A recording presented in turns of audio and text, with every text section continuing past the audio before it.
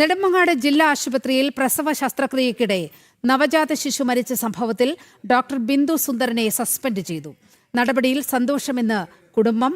ബിജെപിയുടെ ശക്തമായ പ്രതിഷേധത്തിന് പിന്നാലെയാണ് ഡോക്ടർക്കെതിരെ നടപടി സ്വീകരിച്ചത്.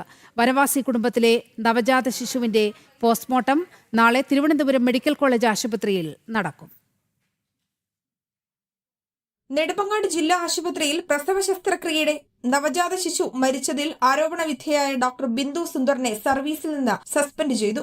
ഡോക്ടർക്കെതിരെ നടപടി സ്വീകരിക്കാതെ കുഞ്ഞിന്റെ മൃതദേഹം ഏറ്റുവാങ്ങില്ലെന്ന കുടുംബത്തിന്റെ ഉറച്ച തീരുമാനവും ആശുപത്രിക്ക് മുന്നിൽ ബിജെപി നടത്തിയ പ്രതിഷേധവുമാണ് സ്ഥലം മാറ്റം ഉത്തരവിൽ നിന്ന് ഡോക്ടർ സസ്പെൻഡ് ചെയ്യുവാനുള്ള കാരണമായത്. കുടുംബത്തിന് എപ്പോഴാണോ നീതി ലഭിച്ചു എന്ന് തോന്നുന്നത് ആ സമയം വരെ നമ്മൾ അവരോടൊപ്പം നിൽക്കുന്നതാണ്. കുടുംബം അതിനകത്ത് ഇൻക്വസ്റ്റ് നടപടികൾക്ക് തയ്യാറായിട്ടുണ്ട്. അവർക്കെതിരെ അവരെ പുറത്താക്കാൻ വേണ്ടിയിട്ട്, സസ്പെൻഡ് ചെയ്യാൻ വേണ്ടിയിട്ട് തീരുമാനം സർക്കാരിൻ്റെ ഭാഗത്ത് നിന്ന് എടുപ്പിക്കുന്നതിന് വേണ്ടിയിട്ട് ഈ സമരം കൊണ്ട് നമുക്ക് സാധിച്ചു എന്നുള്ളതാണ്.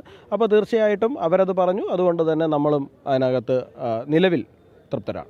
അവരതിനകത്ത് സഹകരിക്കാൻ തീരുമാനിക്കുന്നതോടുകൂടി കുടുംബത്തിനൊപ്പം നിൽക്കുക എന്നുള്ളതാണ്. ഇനി മുൻപോട്ടുള്ള നിയമ നടപടികൾ എന്താണോ വേണ്ടത് അതിനുള്ള പരിപൂർണമായിട്ടുള്ള പിന്തുണ ഭാരതീയ ജനതാ പാർട്ടിയുടെ ഭാഗത്ത് നിന്ന് അവർക്ക് ലഭിക്കുന്നതാണ്. ശസ്ത്രക്രിയ പിഴവ് ആരോപണത്തിന് പുറമെ ഡോക്ടർ ബിന്ദുവിനെതിരെ കൈക്കൂലി ആരോപണവും ഉയർന്നിരുന്നു. ഇതും സസ്പെൻഷൻ തീരുമാനത്തിലേക്ക് നയിച്ചു.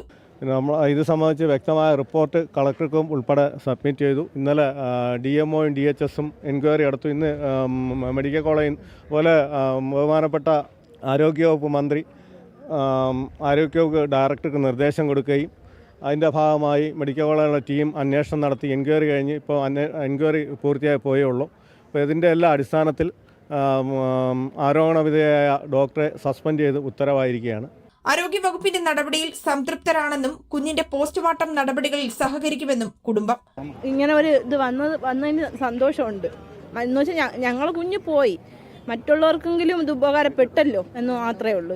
ഇവരെവിടെ പോയാലും അവിടെ ഒരു പേടിയാണ് എല്ലാവർക്കും. ഇല്ല, ഞങ്ങൾ നിയമപരമായി മുന്നോട്ട് പോകും. കേസ് മുന്നോട്ട് പോകും. എങ്ങനെയാണെന്ന് പോസ്റ്റ്മോർട്ടം ചെയ്തിട്ടുള്ള ബാക്കിയുള്ള അത്രയേ ഉള്ളൂ. ഞങ്ങളുടെ അവസ്ഥ വേറൊരാൾക്ക് വരരുത്. ഞങ്ങൾ ഇന്നലെ മുതൽ ഈ നിമിഷം വരെ കിടന്ന് കഷ്ടപ്പെട്ടത് ആർക്കും അറിഞ്ഞൂടാ. RDOയുടെ നേതൃത്വത്തിൽ ഇൻക്വസ്റ്റ് നടപടികൾ പൂർത്തിയാക്കിയതിനു ശേഷം മൃതദേഹം തിരുവനന്തപുരം മെഡിക്കൽ കോളേജ് ആശുപത്രിയിലേക്ക് മാറ്റി. നാളെയാണ് പോസ്റ്റ്മോർട്ടം നടപടികൾ നടക്കുക. ജനം, തിരുവനന്തപുരം.